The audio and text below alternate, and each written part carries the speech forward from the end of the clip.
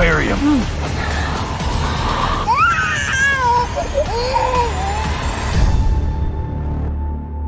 Fear the Walking Dead Season 7, Episode 16, titled Gone, just came out and I just watched it, and here's my thoughts on it. But before I get into it, it's going to be full of spoilers, so if you haven't watched the episode yet and it hasn't been spoiled for you yet, because AMC likes to spoil their own stuff before it comes out, go watch it and come back and watch this. This was a really, really big episode, something fans have been looking forward to for a long time, something fans have been speculating on for a long, long time, and it's finally here.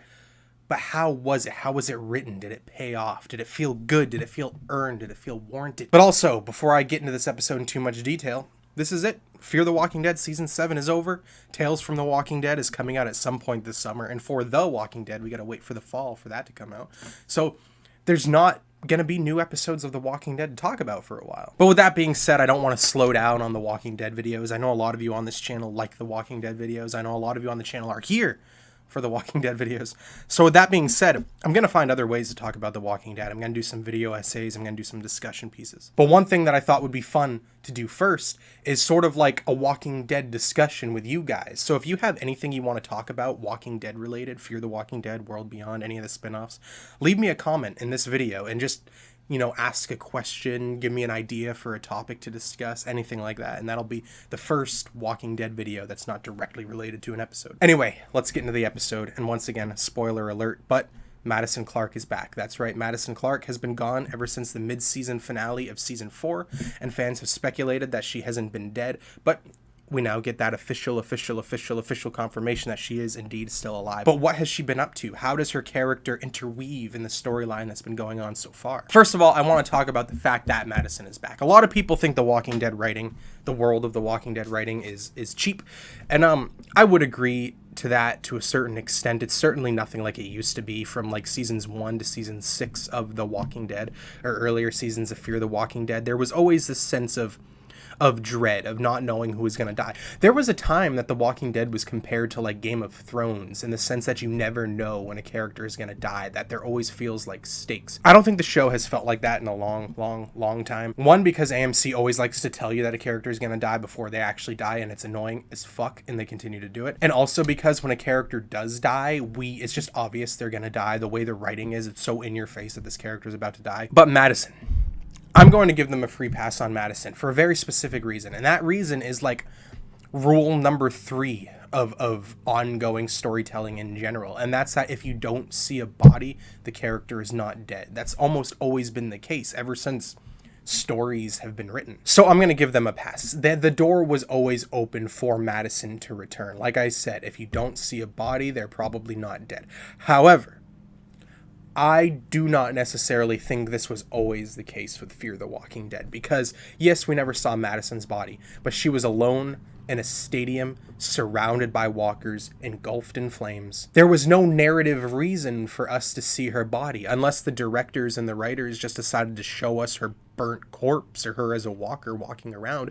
There was no reason for us to see her body through the point of view of any living character. And I feel like that was the themes that they were going for, that Nick and Alicia would have to deal with this. They would have to deal with this lack of closure, just losing their mother in such an abrupt and traumatic way, and never getting the closure of seeing her body or laying her to rest, and just having that torment haunt them for a long time, which it has. I feel like that was the route that they were going for, and that's the route that I like. But with that being said, you know, again, you don't see a body, there's a chance for her to come back, and she's back now, so I'm just gonna embrace it. I'm gonna try to enjoy it, and I did enjoy this episode. I did enjoy Madison in this episode, so you know what I mean? I'm not gonna complain when I liked this episode probably more than any other episode this season so far. And with Alicia gone, I'm happy Madison is back. That way it still feels like Fear the Walking Dead.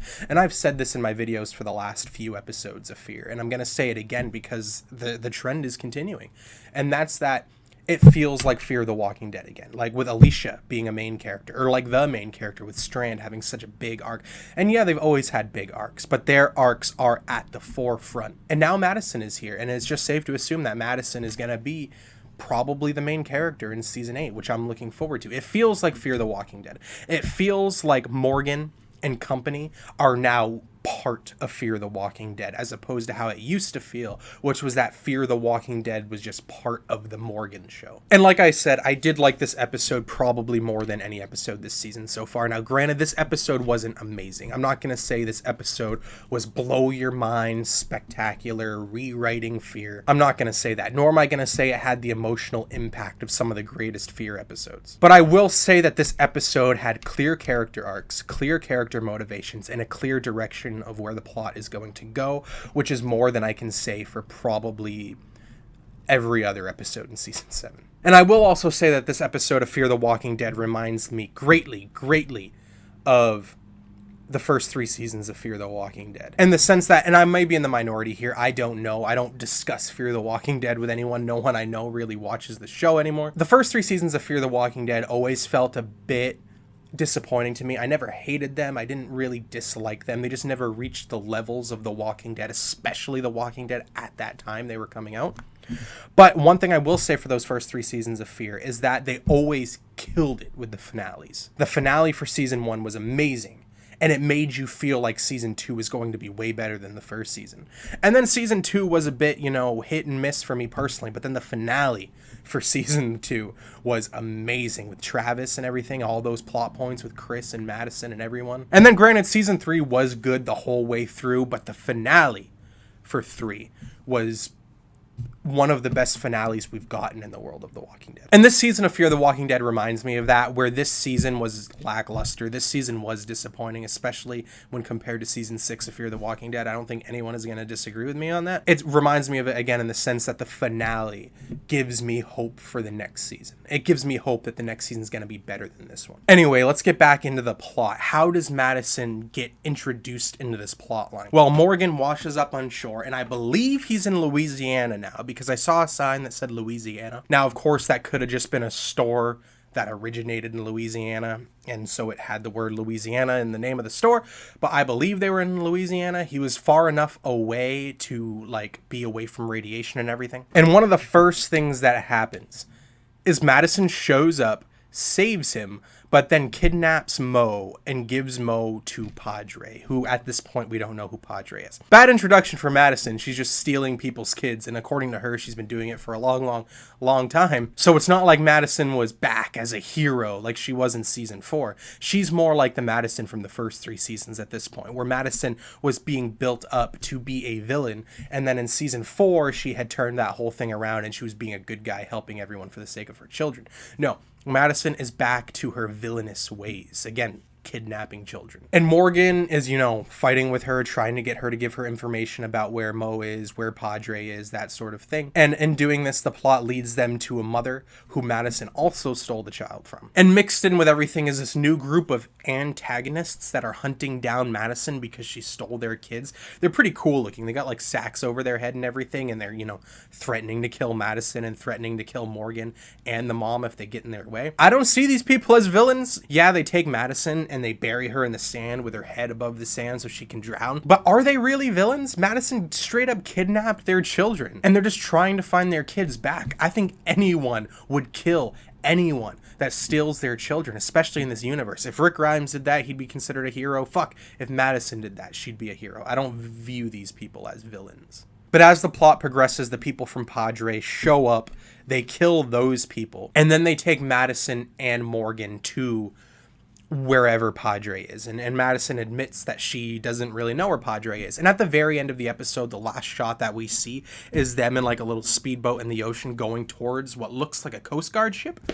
I'm going to assume Padre was a Coast Guard ship, and I think that would be kind of cool. And part of my brain, I don't think this is going to be the case, so this isn't me placing my bets. But part of me wonders if this Coast Guard ship is at all connected to the ship that Michonne went on, where she found the Rick's boots. Because remember, Fear the Walking Dead is still well before The Walking Dead in terms of the timeline. But also some standout moments from this episode is, of course, where Morgan tells Madison what happened to her kids, what happened to Nick, what happened to Alicia. And one of the things that he specifically says is there's a chance that Alicia really is alive. But she does tell her that unfortunately Nick is dead, that he was shot, that he was there when he was buried. And Madison's acting in this moment, like, I like Madison. I really do. Okay.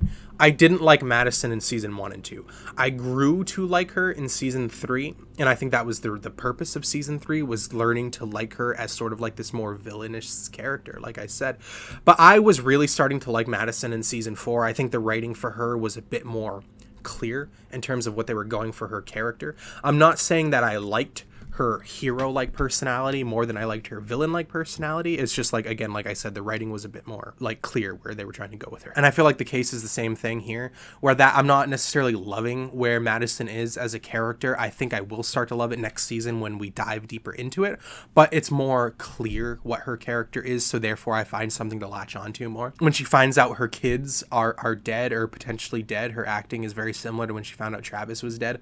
It's not necessarily the most emotional or believable, but part of me thinks that's also her character, these sort of like psychopathic like tendencies that probably live inside her. I could buy that for Travis. I'm not really buying it for her kids, but I am really happy that she's back and her performance is really, really good. Anyway, that's my thoughts on the final episode of season 7 of Fear the Walking Dead. What did you think about it? Let me know in the comments. What do you think of Madison's return? Everyone who watches Fear, I'm assuming, knows that Madison was going to return. For the love of God, they showed her in the promo for this episode.